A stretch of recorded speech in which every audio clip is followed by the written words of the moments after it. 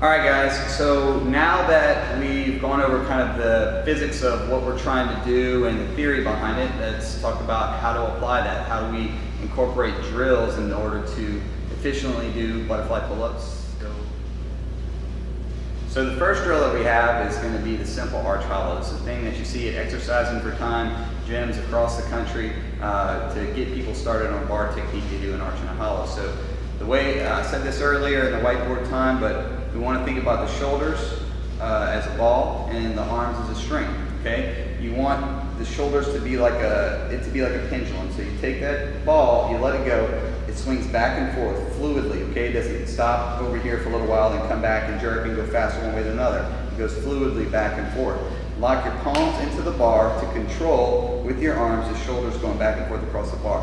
Now, keep your legs straight and your body tight in the arch and the hollow, okay? Don't go from a hollow, then open the hips again. If you're hollow, stay hollow. If you're arched, stay arched, okay? And make the transition time between that fluid.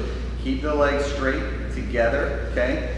Whether or not your legs are completely straightened together in a butterfly pull-up may or may not be too consequential. However, we want to train to have good form, okay? We want to train to be able to control our bodies. So here's what they look like.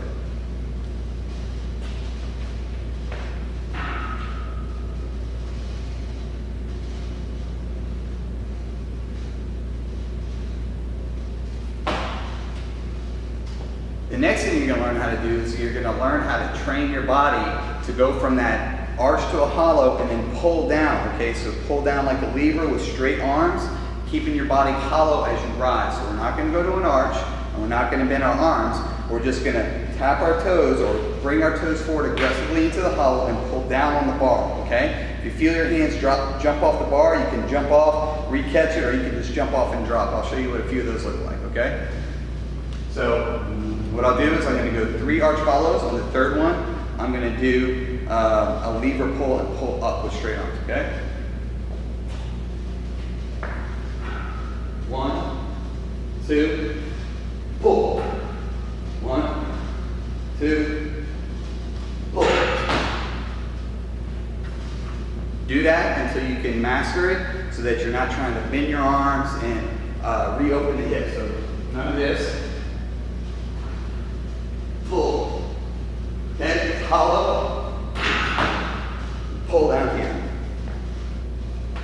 Now, if we're doing a butterfly pull-up, the next thing we're going to do, like we showed on the whiteboard time, is immediately after that point, once we've risen up enough, we're going to arch and pull in with bent arms aggressively. But when we're learning the progression, the first thing we're going to do is just what's basically a standard, what we call a kipping pull-up, which is a swinging pull-up. So we're going to go arch hollow with a lever pull, and then we're going to lever pull down and then bend our arms and pull into the bar, okay? So that's exactly what I'm going to do.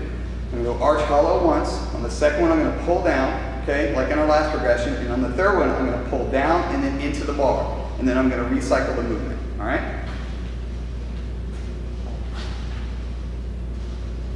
Arch hollow, lever pull, pull in. Lever pull, pull in. All right, so that's basically a kipping pull-up. But that's the next thing you've got to master. You've got to master being able to feel pulling here first, then into the bar. Now, the last step, let's make that into a beautiful butterfly pull-up. So, arch hollow is first, arch hollow pull down, and then now we're going to do that pull down, lever pull down, then pull in, but at the same time that we pull in, we're going to arch, okay?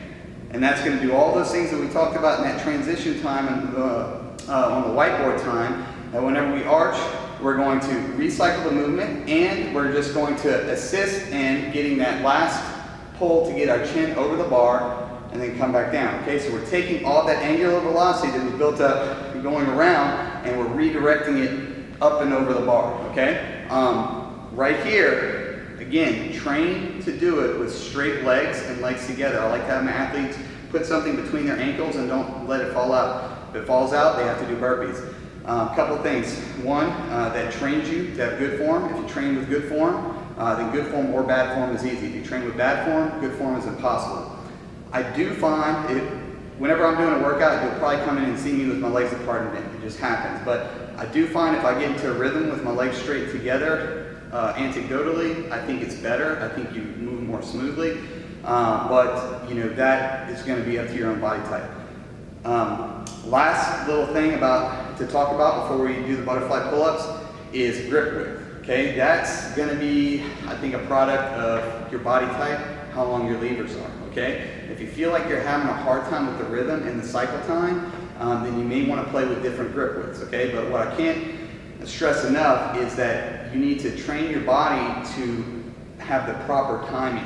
Okay, you may find that even doing this method, your timing is still going to be off, but you need to be able to do the things in the right order. Okay, which means hollow, straight arms.